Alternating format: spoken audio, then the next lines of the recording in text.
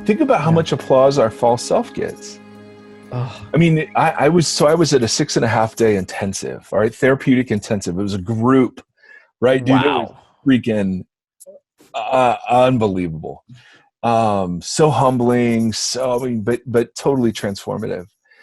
And this guy was talking about shame and how that shame is the feeling we have when the false self is exposed and the real pathetic self that we see kind of shines through. It's Yeah. that anger. It's that defensiveness. It's that Yeah. like that's shame. And I never knew that. Wow. And he was talking about how, because this wasn't explicitly Christian. So I was talking about um, how when I walk in the false self, I get lots of applause for that. And he said, well, the damaging thing, even more than the applause, is that it's an indictment of your private self, because that's the world telling you you can't show up any other way Yeah. and be accepted. You Oh, know what I mean? I do know what you mean. I know you know what I mean. And it was like, Wow. oh, snap. And so I've just so changed as part of repentance. The church I go to, the leaders I look for, the way I would evaluate a service. I mean, it's flipped completely and radically upside down. Wow. And no, I mean, it has for you. You've been walking in this stuff for years.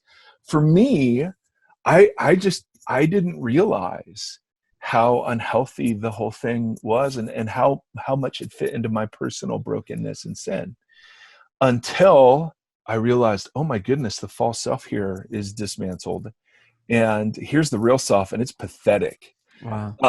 And so how does Jesus bring healing to that? How, those are fascinating questions, but I never had time for that. Hmm. Life was just normal. You know what I mean? So yeah, so now you're getting to this space where you can That's do right. that work. Could you give me like, hey, these are some books, these are some things that I've done on this Mm. discovery journey? Like if you could name like, all right, one, I did this too. You don't have to go off on it. Just give me like some points Oh, to take love that journey. points. Come Love on. points. Well, They all have uh, to start with R. Just kidding. yes, yes, as good teachers. Um, oh man, I was caught messaging somebody that was not my wife, and in that moment, I had the incredible opportunity, to either hide and defend and really be angry and push, or come clean. And I really wanted to hide, but whatever grace there was, the come clean part of finally, like, Yeah. here's all of the crap that I've been hiding. Because that's just symptom stuff, right? Yeah. That's, you got to trace that back to the root. So what began to happen first, and the hardest part, were relationships that I wanted to sabotage, because I was sure I was unlovable. I'd Hmm. let everybody down. But relationships that insisted on being friends and pursuing, even in the midst of my wild emotional swings and my whatever.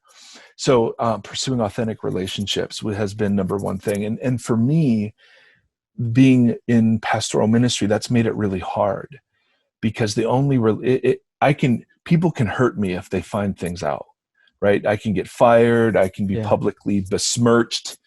I can, right? And so I have a financial interest in To hide. hiding. Yeah. Yeah, and appearing more righteous than I am. So that got dismantled, and then you're sitting there without that. And what began to happen, so I had never been a huge understander of the Enneagram, but in the midst of all of this, somebody had told me I was a 7. Yeah. And I was going to and call Well, you. okay. Well, I was told I was an 8, so I've always thought I was an 8. Dude, I read the 7 thing and just wept. I took 4 pages of notes. I'm like, I've never had myself explained to me. Wow. I Wow. went. We have a board that oversees our podcast, and they sent me to this 6.5 day thing. and it was the scariest thing I've ever done. And there were things that happened on that, and I'm going into it. Maybe I'm rambling too much, buddy. Please tell me if I am. No, you're good. But there were things that I learned that were like in a moment transforming.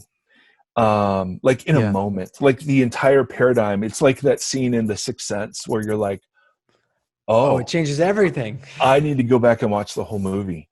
Oh, I mean, so the therapeutic process, right? That wasn't explicitly Christian, yeah. but there was some stuff there that I would never have learned any other way, man. I Mm, really think there's a place for that. Spiritual absolutely. direction has been a huge Good. piece of that. The which is different than therapy. Therapy is looking at systems and patterns, and spiritual direction is looking and reflecting back what God might be saying in these moments. You know, it's such a helpful thing. There were books and articles from Peter Scazzaro to Richard Rohr to Yeah. all of that. All of that was super helpful.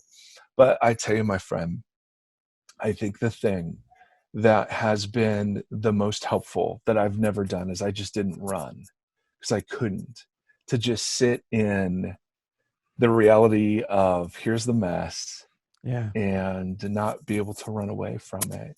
I've never, I've always run. That's my thing. And, you know, when you look at my professional career, all I do is run. And couldn't run from this. And so to sit in the weeds, baby, and Wow. lament, to Mm. sit in the weeds and have no false self to prop up. I was so desperate to find a false self.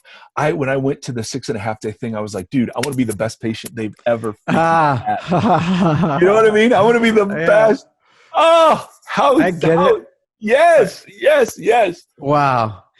Mike, thank you so much for sharing and being real and authentic. And I feel like it's such a gift to hear this side of you, like, and letting the world in on your journey is like Oh, it's a crazy, I've heard it said, you know, there are some scars that don't heal, that the mm, scars become, those wounds become the entryway to experiencing grace, like thinking of Jesus and his, mm. and like you're kind of in it and you're revealing your wounds now, and I feel like there'll be entryways for a lot of people to experience healing from shame, healing from running, healing from hiding, and discovery of a better life and experience with God. I mean, you're offering me so much, so thank you, man. I appreciate you. Oh, dude. Thank you. Oh, love you, D. Thanks for having me on. Really Thanks for appreciate it. being on. Love you, Mike. Have a great Love you time, too, and buddy. we'll connect another time. Thank you for being here.